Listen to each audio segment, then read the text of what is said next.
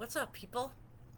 I'm here on the Serdentity Facebook page doing the podcast on purpose this time, and just wanted to jump on and sort of introduce myself. Um, in the coming weeks, I'm going to be having some guests to talk about um, stuff. And what I want to talk about is something I've been talking about for over 20 years, which is dental fear and how patients come to the dental office and get traumatized, and how to keep that from happening, and also how dental professionals can arm themselves with empathy in order to have better experiences with these patients.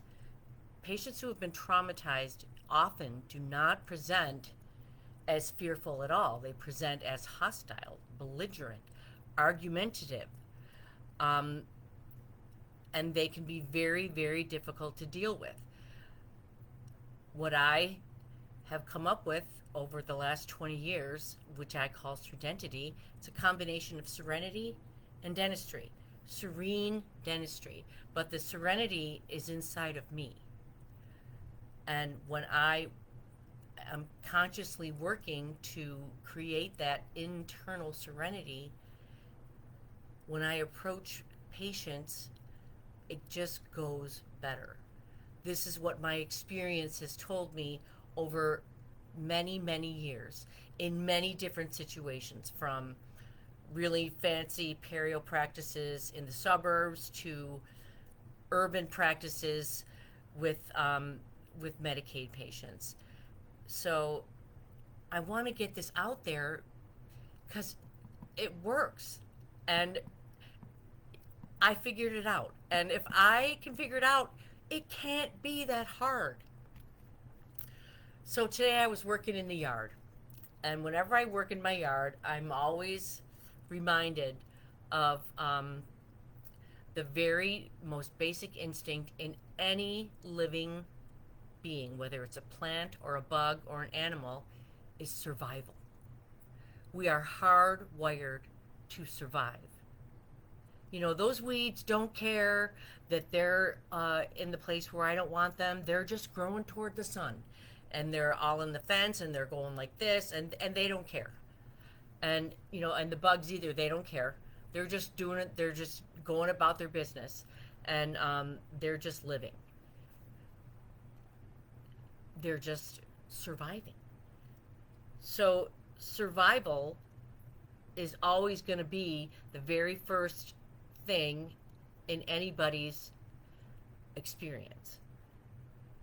And what's the main thing in survival is breathing, respiration. You know, plants don't breathe like we do, but they still breathe. If a person cannot breathe, they are going to have a negative perception of whatever situation they're in. And the dental office is no exception. As a matter of fact, it's one of the most common places that people experience this breathing related panic, which creates trauma. You know, the brain doesn't care. The brain is going to survive. I tell this to my patients all the time. Your brain doesn't care that you're here for me to do some work in your mouth. Your brain doesn't care how much I need to get these x-rays on you. Your brain doesn't care what your teeth even look like. Your brain is going to breathe no matter what. And if I'm impeding that process, your brain is going to do something to make it stop.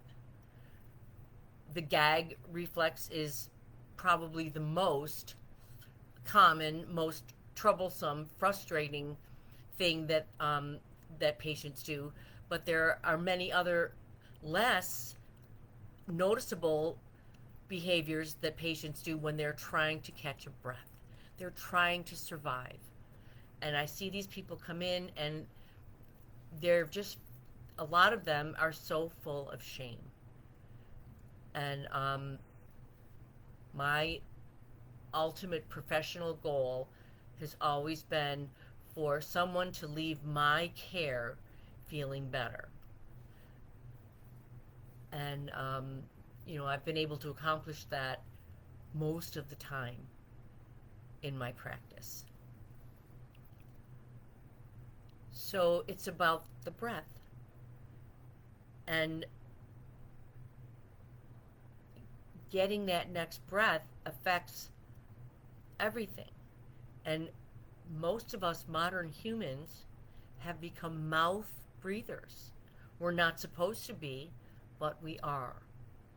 And mouth breathing at the very outset, trying to do something in the mouth of somebody who depends on their mouth to supply oxygen to their brain, is going to have a problem with me or anybody working in their mouth. It's nothing personal. It's that person's brain protecting itself. So I have a bunch of people that I want to talk to in different ways about Serdentity. And I want to help my fellow professionals understand and increase their empathy toward these difficult patients so that everybody can have a better experience. People don't wake up in the morning, professionals don't wake up in the morning and say, okay, I can't wait to get to work so I can traumatize Mrs. Jones today.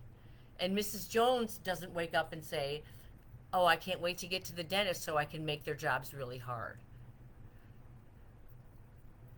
A lot of these situations that occur are happening because the patient needs to breathe. So I'm really looking forward to talking with some awesome people. My first guest is going to be on Thursday. Her name's Becca Rose, and she's a good friend of mine, and she knows a lot about breathing. She knows a lot about the Buteyko breathing method, and I'm excited to speak to her and get her understanding of the breathing, the respiratory process.